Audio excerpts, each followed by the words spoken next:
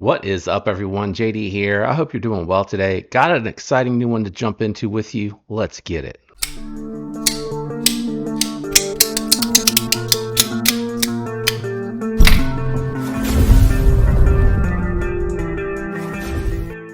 All right, guys, I got a brand new exclusive from Traditional Pocket Knives out here today to take a look at. You guys know I love me some of my exclusive from TPK, and here are a couple of them just to show them off.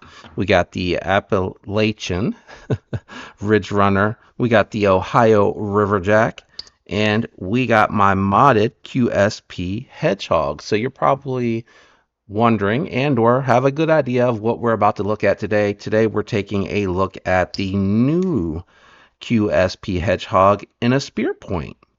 Really, really cool. I'm so excited to get to check this out. My own of this to check out. The prototypes were at Blade Show Atlanta, so I did get to check them out at that time. But these are the full production version. There's obviously the difference in the blade shape.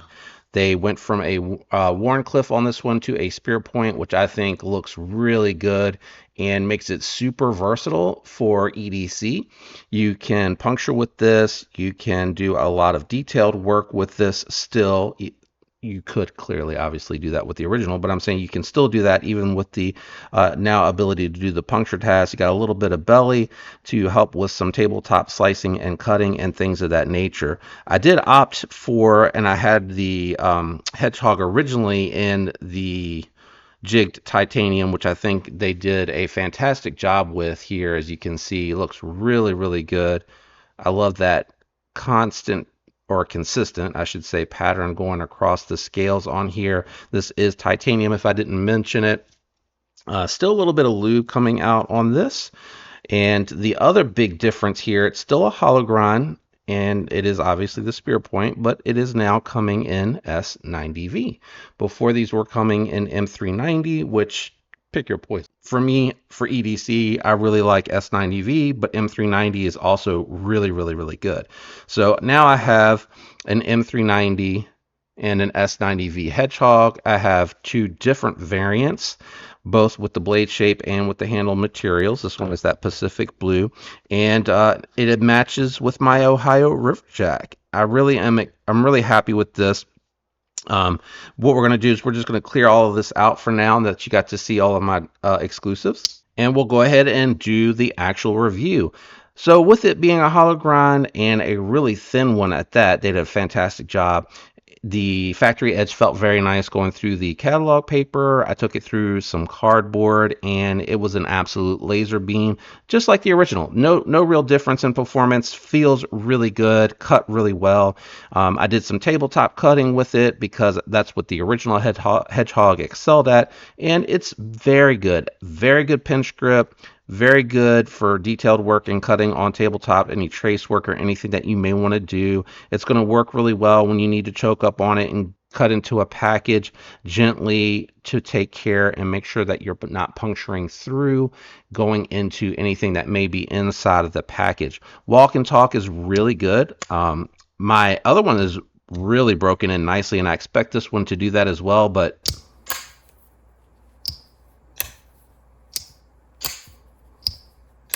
this one is going to get even better with the walk and talk, and just to compare to the original one that I have here.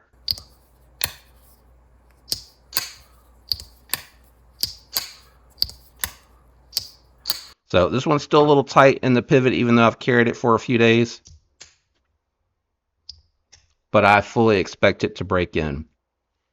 I like the consistent pattern here. The random pattern looks good on the Ohio River Jack, and I think that with it being a broader and a taller handle, I think that looks more interesting on here.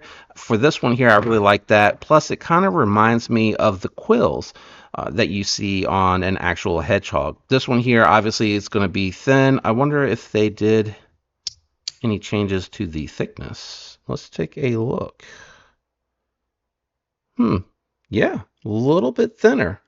A little bit thinner. Now, I don't know if that's because this one lays on top of the titanium because it has the handle where this is jigged down on it, but it is a little bit thinner than the one with my handle. No other discernible difference in size that I can see. Length looks about the same. I know it's the same blade length-ish. Let me just see in person.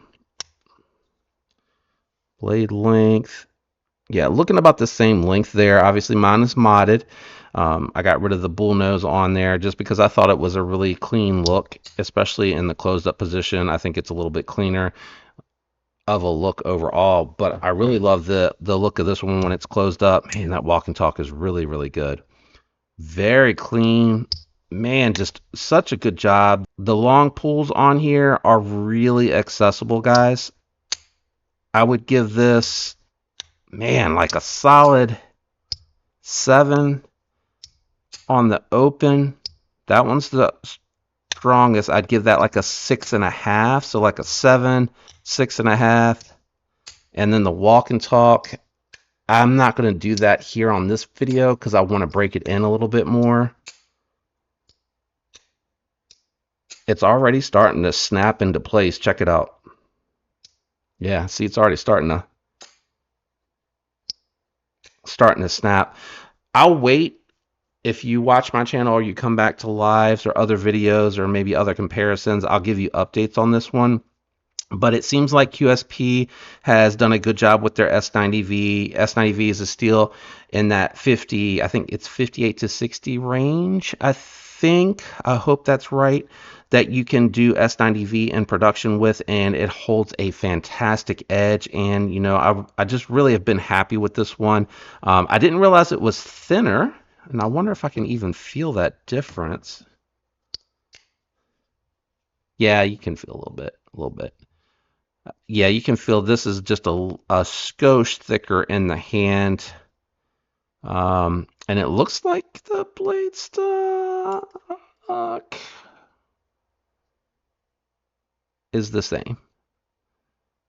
The blade stock is the same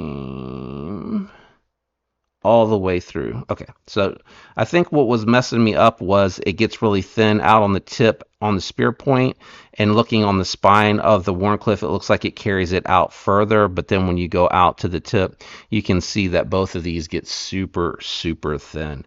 These are going to be dropping really soon. They have the jigged, I think they have the saw titanium, and a bunch of fat carbon versions, or no, carbon fiber version, like dark matter, I believe is the theme on these.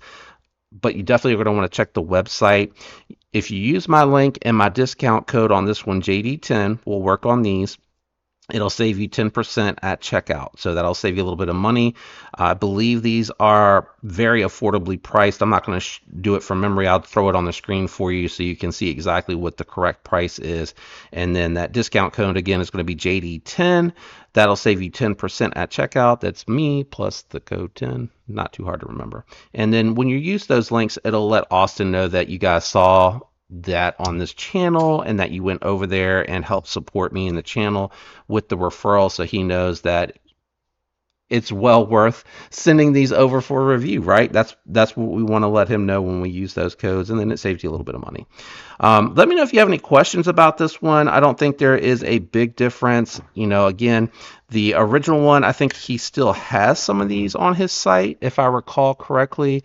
And then if you like it a little bit beefier, a little bit thicker, a little bit more geared towards a heavy duty feel, that Ohio Riverjack is really going to fit that bill a little bit better. This is more EDC. It's all around. It's going to do some occasional hard use. It's going to look really good as a gent carry. It's going to carry well in the fifth pocket and the pocket slip clip, in your pouches, things of that nature. The Ohio Riverjack will do the same, but this has a little bit more girth to it, a little bit more to grip onto, so it feels a little bit more secure in hand. So if you're doing a lot more hard use, heavy duty cutting, then this is going to really work for you. If these are too small, I do encourage you to check out the Appalachian Ridge Runner. I think this is a excellent hard use full size folder. Kind of reminds me of like a Buck 110, as far as like it's got a traditional, it doesn't have a back lock. in that sense, but it's got more of a traditional back spring system where you have to open it as such, and you do, need to take care not to hit the back of this against anything because it's not a locking knife, but it is going to be an excellent performer. It is very slicey, but I think it's also beefy enough and robust enough to be used hard and heavy duty and hard use. I've done a bunch of cutting with this, and the blade has held up well. I mean, it's a machine satin finish with a secondary satin finish, machine grind satin finish going left to right on here that gives it that unique look. And there's not a lot there for it to really show any wear and tear. And I don't think any of the cardboard I've been cutting, oh, maybe they're a little bit, maybe a little bit right there. I don't think any of the cardboard that I've been cutting with has done anything to kind of leave any marks or mar it in any way, except maybe that one spot there. I just am noticing that. But it's a joy to use. It's very comfortable, and it's a nice full-size one, just as an alternative. But I really like this one. I love the spear point shape. I think it's really gorgeous. I personally love my modded hedgehog here without the bull nose on it. I think it's a very attractive mod to this one here. And I sent that over to Satu Dave to let him do it. He has a nice belt grinder. I don't have anything like that at the house, unfortunately, to do that with.